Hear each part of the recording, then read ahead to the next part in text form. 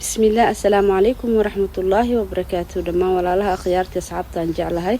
جنرال كيان واني وعي قلين كحرن ولا لي سود وهذا دمان ولا الله نوع اسمه سود ويننا سيدا كل حن سود ويننا وسود وهذا لين هاي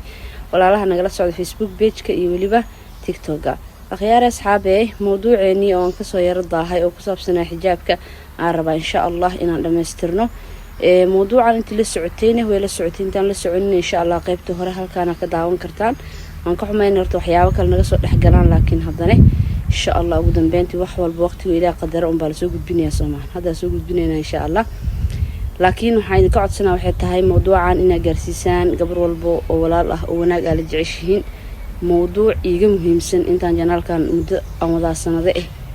mowduucidan soo geli mowduucan mowduuc iiga muhiimsan oo aan soo geli lahaa ma jirto sababtu waxay tahay waxaan u arkaa mowduucan inuu yahay mowduuc Ilaahay loogu dhawaan karo adiga hadaa faafisini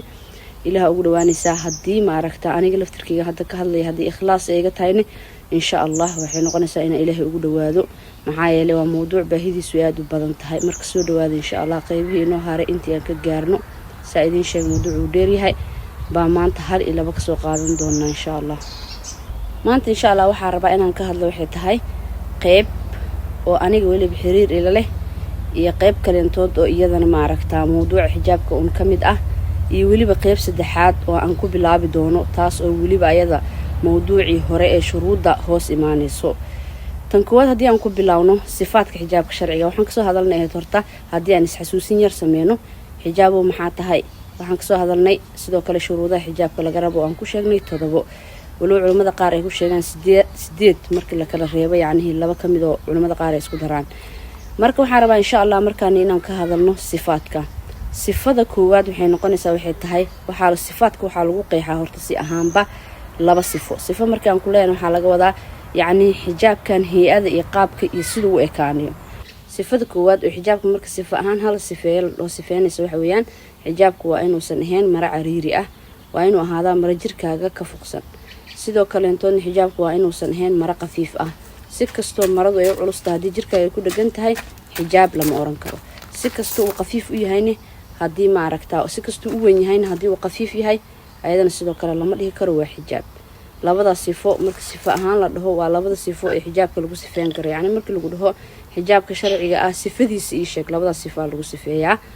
sidoo kale waxa soo qaadan doonaa xijaabku ma farad baa sida ay salaada farad u tahay mise waa wax gabadhu ayada ikhtiyaarka leedahay haddii rabtay qaadan karto haddii rabtay iska diin karto xijaabku waxa ogahay waxa maleenayaa inteena ma aragtaa عقلي صاحبك أما دينته وحنك فهنسن إن وذ أجنها إنه حجابك هاي فرض سيد صلاة فرض وتاي واجب إنه يسيد صلاة واجب وتاي معايا لآيات كفرها بدن حجابك واجبية لي وحكويا لان قرآنك سيدو كلنتون آيات كما ركت الصلاة واجبية لنا وحكويا لان قرآنك هذا هو حرجينا إن شاء الله آيات كاسيتي قيبة كمدة عن سوق قادم دونائي أنكو بالله أدلة حجابك واجبية ليسو waxaa jira aayado iyo xadiis fara badan oo ka hadashay xijaabka waajibnimadiisa adilada ugu horeyso min al-Qur'aan al-Kariim waxaan soo qaadanaynaa aayada 53 ee min suurati al-Ahzaab aayadaas waa aayadii ugu horeysay ee loo soo dejiyo xijaabka dartiis waxaana lagu magacaabaa waxay tahay aayatul xijaab waana aayad ku waajibiyay xijaabka haweenkii xaasaska Nabiga sallallahu alayhi wasallam oo ahaa ummahatul muuminiin iyo dhamaan nisaa muuminiin dhamaantood aayadan waxay soo degtay waxay tahay sanadkii 5aad ee hijriyada waana aayada ah ya ayyuhalladheena aamanu la tadkhulu buyutan nabiy illa an yu'dhana lakum ila ta'amin ghayra naadirin inahu ولكن إذا دعيتم فادخلوا فإذا طعمتم فانتشروا ولا مستأنسين لحديث إن ذلكم كان يؤذي النبي فيستحيي منكم والله لا يستحيي من الحق وإذا سألتموهن متاعا فاسألوهن من وراء حجاب ذلكم أظهر لقلوبكم وقلوبهن وما كان لكم أن تؤذوا رسول الله ولا أن تنكحوا أزواجه من بعده أبدا إن ذلكم كان عند الله عظيما أيضا صوتي كسودكت وحال الشيء حديث أنس لقوريه وكير صحيح البخاري إنه عمر بن الخطاب كيري النبي صلى الله عليه وسلم نبي الله وحاقوس وقاله mid faajir ah iyo mid baari ah yaani mid wanaagsan iyo mid xun waran hadaad amri lahayd ummahatul muuminiin xijaabka kadibna aayadan ayuu Allah raxmaanka soo dejiyay hadan qaybta hore kusoo sheegayna. sidoo kale aayadaha la wariyo inay soo degeen oo xijaabka sababteeda usoo degeen waxaa kamid ah aayadda 31 ee min suuratu nuur oo ah waqul lilmu'minaati yaqdudna min absaarihinna wayaxfadna furuujahunna walaa yubdiina ziinatahunna ilaa maa dahara minha walyadribna biqumurihinna calaa juyuubihinna walaa yubdiina ziinatahunna ilaa libucuulatihinna waabaa'ihinna waabaa'i bucuulatihinna waabnaa'ihinna waabnaa'i bucuulatihinna aw ikhwaanihinna wabanii ikhwaanihinna wabanii akhwaatihinna aw nisaa'ihinna aw maa malakat aymaanuhunna aw ittaabiciina kayra ulil irbati من الرجال أو الطفل الذين لم يظهروا على عورات النساء ولا يضربن بأرجلهن ليعلم ما يخفين من زينتهن وتوبوا إلى الله جميعا أيها المؤمنون لعلكم تفلحون. sidoo kale waxaan soo qaadan karnaa aayadda 6 min suuratu nuur والقواعد من النساء اللاتي لا يرجون نكاحا فليس عليهن جناح أن يضعن ثيابهن غير متبرجات بزينة وأن يستعففن خير لهن والله سميع عليم. آية 62 من سورة الأحزاب يا نساء النبي لستن كأحد من النساء إن اتقيتن فلا تقضعن بالقول فيدمع الذي في قلبه مرض وقلن قولا معروفا وقرن في بيوتكن ولا تبرجن تبرج الجاهلية الأولى وأقمنا الصلاة وآتينا الزكاة وأطعنا الله ورسوله إنما يريد الله ليذهب عنكم الرجس أهل البيت ويطهركم تطهيرا. آية 59 من سورة الأحزاب يا أيها النبي قل لأزواجك وبناتك ونساء المؤمنين يدنين عليهن من جلابيبهن ذلك أدنى أن يعرفن فلا يؤذين وكان الله غفورا رحيما. أدلة سنة النبي صلى الله عليه وسلم وحال شيخ حديث عن صفية بنت شيبة قبل صفية بنت شيبة حكي ورنساء عائشة رضي الله عنها إن تري لما نزلت هذه الآية آية مركي سودكتي وليضربن بقمرهن على جيوبهن وحان قادنا يتري مرو كدبنا وان جرجرني سان uga dhigano khamaar oon xijaabka uga hoos xirano. sidoo kale waxaa jira xadiis kale oo laga wariyo Curwa an Aisha ka warisay qaalad waxay tiri laqad kaana rasuulullah sallallahu alayhi wasallam nabi sallallahu alayhi wasallam wuxuu yusalli al-fajr mid aan la tukano salaada fajr fayashhadu ma'ahu nisaa'an waxaa soo xaadiri jiray miciisa haween fara badan oo minal mu'minaat kamid ah kuwaasoo duuduuban oo maryahooda ku duuduuban kadibna markii ay salaada dhameystaan kadib waxay aadi jireen guryahooda axadna ma garan jirin gabdhahaasi yacni asturka ka muuqda daraadeed gabadhu tumay tahay tan tukatay salaadaas yacni laabatay lama garan jirin. adiladaas faraha badan leh ee ah axaadiis iyo qur'aan ba axaadiista waxaan rajeynayaa inaan sharxay laakiin qur'aanka waxaad ula laaban doontaan culimada tafsiirka maxaa yeelay aniga eheluma ihi inaan fasiro cilmigeedana malihi marka culimada tafsiirka ayaa ula laaban doontaan aayaadkaas fasiraadooda iyadoo fara badanne way ku jirtaa youtube-kaadi aan soo qaadan lahaa aayadahaasne waxaan ka baqaa inuu copyright qabto maxaa yeelay youtube-ka waxa uu leeyahay wax copyright la dhaho oo wax walba ma soo qaadan kartid mana soo gelin kartid marka waxaan idinka rajeynayaa insha Allah aayaadkaas tafsiirkooda inaa ula laaban doontaan culimada tafsiirka youtube-ka meelo fara badan hadaa ku qortaan waxa weeyaan waa culimo fara badan baa helaysan hadaa youtube-ka ku qortaan oo tafsiirinayso aayadahaas. aayaadkaas faraha badan la xijaabka ka hadlay oo maaragtay xijaabka sharciga ah waajib ahaantiisa sheegayo sidoo kale insha Allah waxaan rabaa inaan soo qaadano su'aal kale ama mowduuc ama qayb kale taasoo ah xijaabka maxaa hortana loogu waajib yeelay. waa ognahay ragga ayagu ma xijaabtaan oo maaragtaa mareeg caadi iska qabaan laakiin anaka dumar hadaan nahay maxaana loo wada daboolay oo waxaan ognahay in maaragtaa anaka jirkeena oo dhan oo cawro u yahay gacmaha iyo marka laga saaro maxay hetoole wajiga. marka hadaba maxaa anaga sidaas loogu waajib yeelay waa tan labaad ee xijaabka si ahaanba ma anaga bes ay shariicada islaamka ee anaga haysan bes mi waajib ku yahay mise shariicada ama diimii hore ee anaga naga horeeyeen xijaabka waajib ku yahay. horta waa tan koowaad ee xijaabka sharaacihii ama maaragtaa diimii hore ee anaga diinteena ka horeeyay gabi ahaantood xijaabka waajib ku ahaa ilaa diin ma jirto Allah raxmaanka soo dejiyay waxay sheegaysaa waxay tahay waajibnimada xijaabka. walibana hadda haddii aad u fiirsatid Kirishtaanka dadkooda waaweyn yuhuudabo waxa weeyaan way xirtaan marada madaxa way saartaan oo maaragtaa maryaha cidi aragtay dadka diimaas kala heesto way dareemi karaan way fahmi karaan way arki karaan sababtay u xijaaban yihiin inay tahay xijaabku yacni wax sharci ku ahaa diintooda. diintooda inkastoo in badan oo kamid ah ay bedeleen laakiin haddana waxyaabaha weli ka sii muuqdo ee diinteennana lagu sheegay ay ka mid tahay xijaabku walow dadkooda yaryar aysan xijaabanin laakiin dadkooda waaweyn ee da'da ah waxaa arkaysa ayagoo maryo madaxa ugu duubayin xaqiiqdan waxay tahay andhab ahaantii marka hore intaan mawduucan hadda idin kala hadlaya aan gudan gelin waxyaabo aan waxba ka garanayn bay ahaayeen yacni waxaan isdhihi jiray dadkan maxay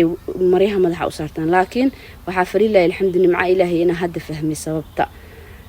insha allah horta taas waa taas oo xijaabku anaga keligeen waajib naguma ahayn ayaga laftirkooda waajib buu ku ahaa inay xijaabtaan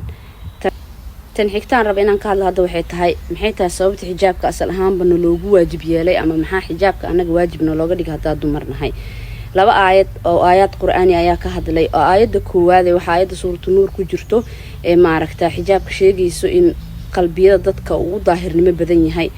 haddii ahaato qalbiyadeena iyo haddii ahaato qalbiyada ragga ajaanibta ahba maxaa yeelay ishu waxaa la dhahaa waxay aragto ayay maaragta uurkuna doonaa haddii laakiin indhihi aysan waxba arkin oo gabadhu ay xijaabato maadaama la yiri gabadhu jirkeeda dhan waa wada cawro waxa weeyaan wax ku fidnoobaya ma lahan ragguna hadda waxaysan arkin waxa weeyaan de ma badoonayaan samahan taas waa tan koowaad oo yacni qulub ahaan waxa qalbiyada u wanaagsan oo u daahirnimo badan waa inay gabadhu is asturto fidnadana xijaabku wuxuu ka yahay waxay tahay difaac iyo darbi adag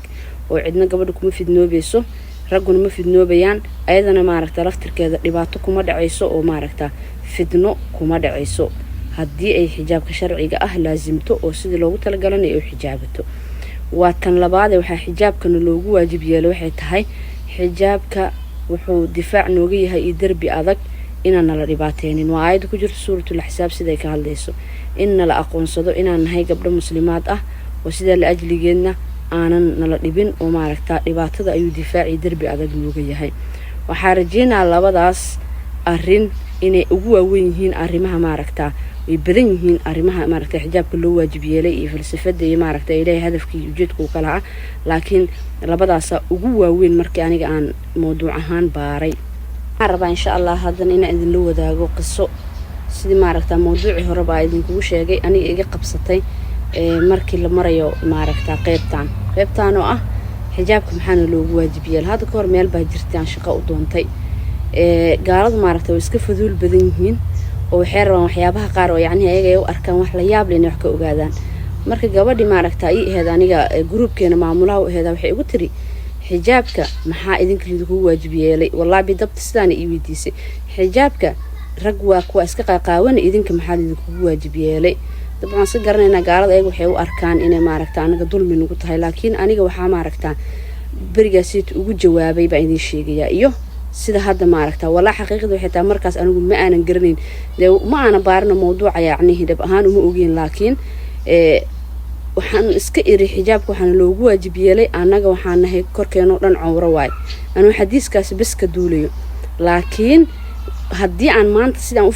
fahansanaan lahaa waxaan rajeynayaa inaan maaragta gabadhaas ka qancin lahaa oo jawaab sax ah aan siin lahaa marka waxaan rajeynayaa insha allah qisada sirta idinku ka duulayo inaan maaragta barataan xijaabka maxay heeto sababta idinku waajib yeelay haddii sidaas oo kale idinku dhacdo oo gaaladu idin weydiiyaan maxaa xijaabka idinku waajib yeelay iyagoo maaragta idin ka qaab duriina uga dhigay diinta islaamka laakiin diinta islaamka ee weyn cidina ma duri karto cidina maaragta wax kasto ay tiraahdo waxba kama bedeli karto oo xagga Allah raxmaanka laga ilaaliyay laakiin way wanaagsan tahay qofku waxaan uu maaragta xambaarsan yahay inuu fahansan yahay marka waxaan rajeynayaa insha Allah qisada sirtaana nidii noqon doonto idina baraarujin inaas ayaan jeclahay inaan mawduuceena ku soo gabagabeynay insha Allah oo ku saabsanaa xijaabka oo aan soo qaadanay maantana laba qayb sidoo kale insha Allah qaybaha dambe aan soo qaadan doono waxaa kamid ah متى ومن يلبس الحجاب حجاب غورما لبسنيا يا لبسنيا sidoo kale waxaan soo qaadan doonaa xijaab alqawaaniin tashriiciya yani wadamada ay xijaabku waajibta in la xirto xijaabka sharciga ah iyo xijaabka aan sharciga ahayn maxay tahay farqiga u dhaxeeyo yani xijaabka iska caadiga ah sidoo kale waxa inoo soo socdo hadii ay gabadha muslimadda xijaabka sharciga ka tagto maxay noqonaysaa ciqaabteeda maalinta qiyaamo sidoo kale waxa inoo soo socdo goorma ay gabadha xijaabka sharciga ah waajib ku yahay inay qaadato goorma ay waajib u saka ahayn inay qaadato xijaabka sharciga ah khamaarka ma soo hoosgalaya sarwaal hadii aan xirtimo ku xijaaban karaa mawduucyadaasi mawduucyo kale aad u xiiso badan baa noo soo socda insha Allah laakiin hadda waxaan rajeynayaa labadaas qodob inaan wax ka fahanay iyo qodobka yarka ay hoos imaanayay waxaan rajeynayaa insha Allah aniga idinka inuu ilaahay nagu sugo xijaabka sharciga ah إلهينا ما ركتا كوا برتو أو كوا دقمو أو إلاليو أو الدنيا آخرة ما ركتا إلهي كون نولي الدون كآخرنا إلهي ما ركتا كأقبله أوسن إلهي وقبسن نوصلهن مع حجابك وضيعضي إنه إلهي كواسنا قد قان رجينا إن شاء الله إلهي كيس أخياري وما سنتي وحنكم ما سنتين داو الشذي إسد قروح بدنا ولا سعتان إن شاء الله فيديو وحين تنقول كل منه وحين كي تجي وحتى سلامة السلام عليكم ورحمة الله تعالى وبركاته.